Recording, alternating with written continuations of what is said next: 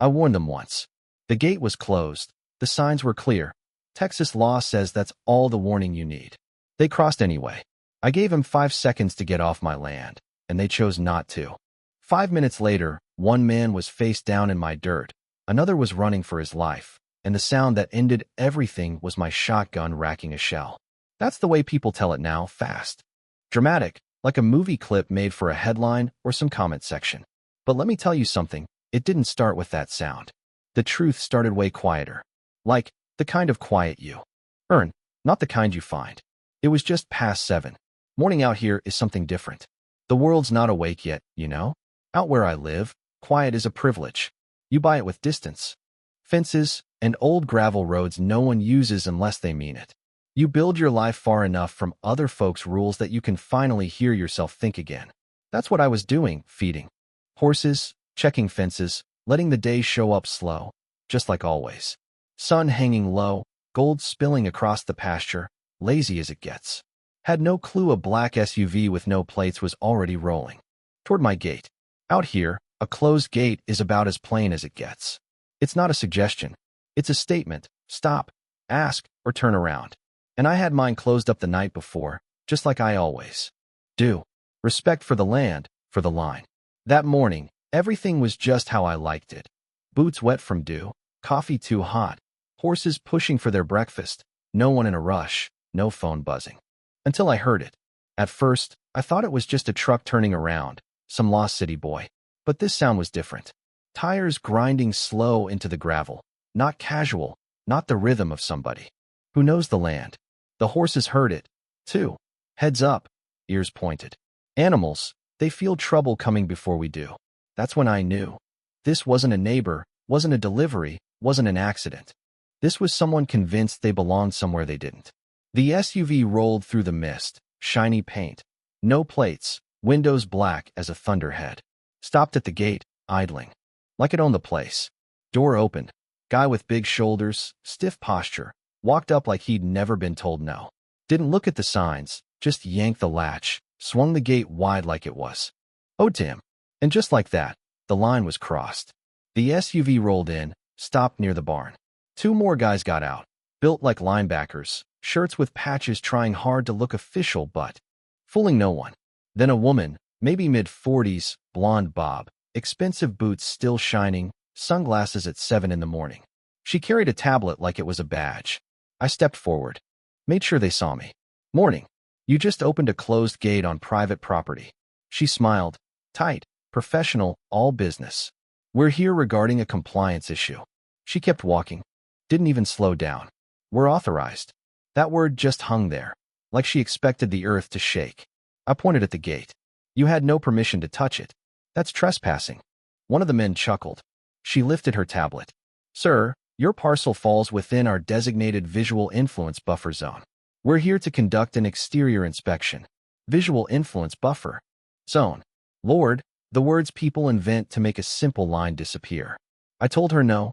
She blinked, like she hadn't heard that before. Excuse me. You're going to close my gate and leave. Right now? For a second, nobody moved. Engine still running, horses snorting, morning just hanging there, waiting for the next bad decision. Then she turned sharp. Proceed. And just like that, my quiet morning ran headlong into the kind of trouble that doesn't care about fences or rules. The men started to fan out. One drifted left toward the barn. One stayed with her, another angled off. Like he was stretching his legs, but kept his phone pointed my way.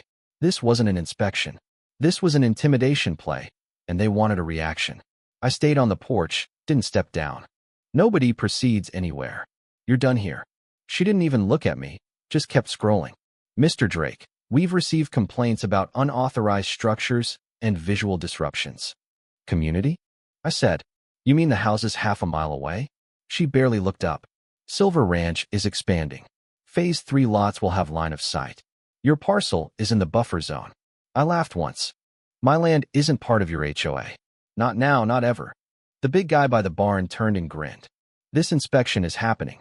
You can cooperate or we document noncompliance. I pointed again.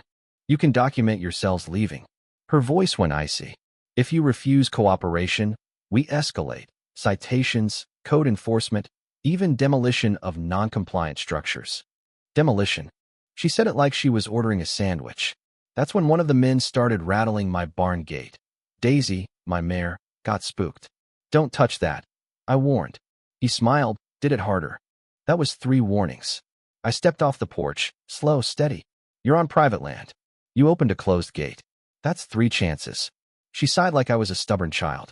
Continue the exterior sweep, she ordered. The man with the phone laughed. You hear that? He's threatening us. That's when I saw it. They weren't here to inspect. They were here to crowd, provoke. Maybe catch me doing something dumb on camera. I counted to 5, didn't raise my voice, didn't back down. The guy with the phone stepped up, close, lens right in my face. Step back, I said. He didn't. Reach for my door, like he had the right. That's the line. I didn't hit him, didn't yell, I moved. Grabbed his wrist, broke his balance, turned his own weight against him. He landed hard on the porch, gasping. Everything stopped. For a heartbeat, the world just froze. Then the second guy by the barn squared up. Hand disappeared into his jacket, fast. Could be a phone. A blade, something worse. Didn't matter. I stepped back, opened my porch cabinet, grabbed the shotgun. Old, clean, pump action. Didn't aim, didn't brandish, just held it low and racked it once. That sound, it doesn't echo. It just cuts everything else away. He stopped. His hand came out empty. The porch guy stayed down. The woman's tablet drooped. This ends now, I said. Nobody moves. Nobody touches anything else. You're leaving the way you came in. The man by the barn blustered. You can't threaten us. Not threatening. Stopping. For a second, nobody breathed.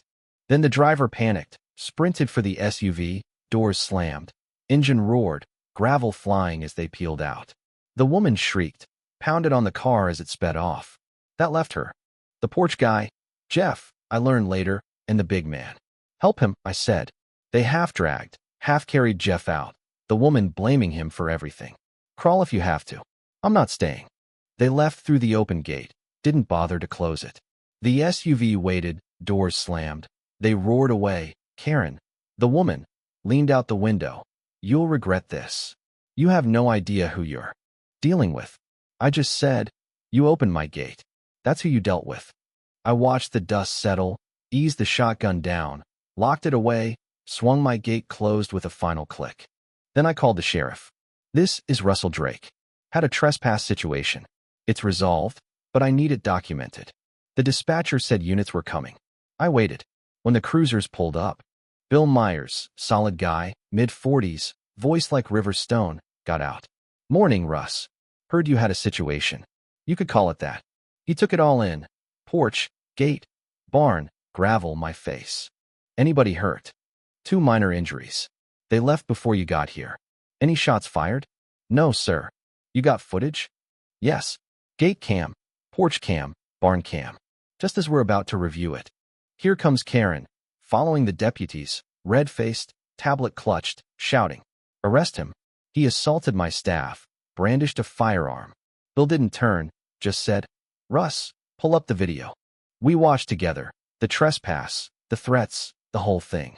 Bill just nodded. That's pretty clean. Karen protested. You have no authority. We operate under HOA authority.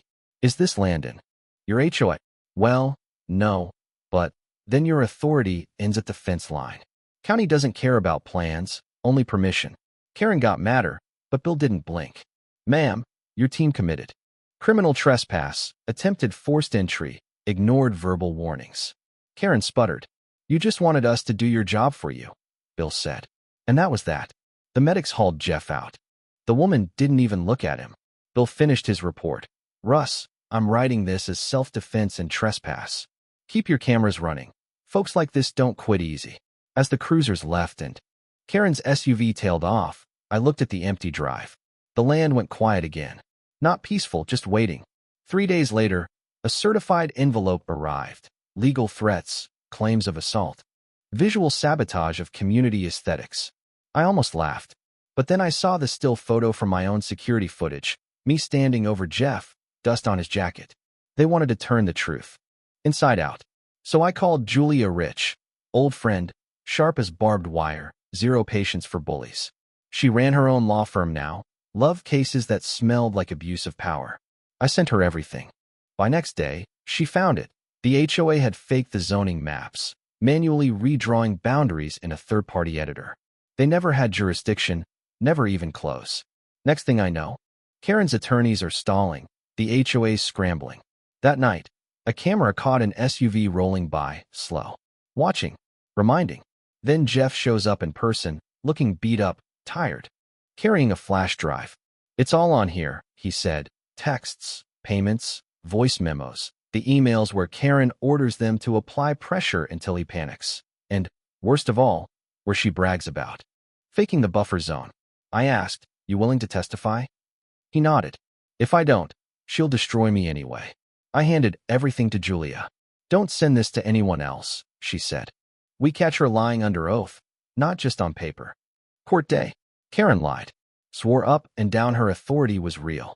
Julia took it apart, side-by-side maps, metadata, emails with Karen's name on top. They'll never check the metadata.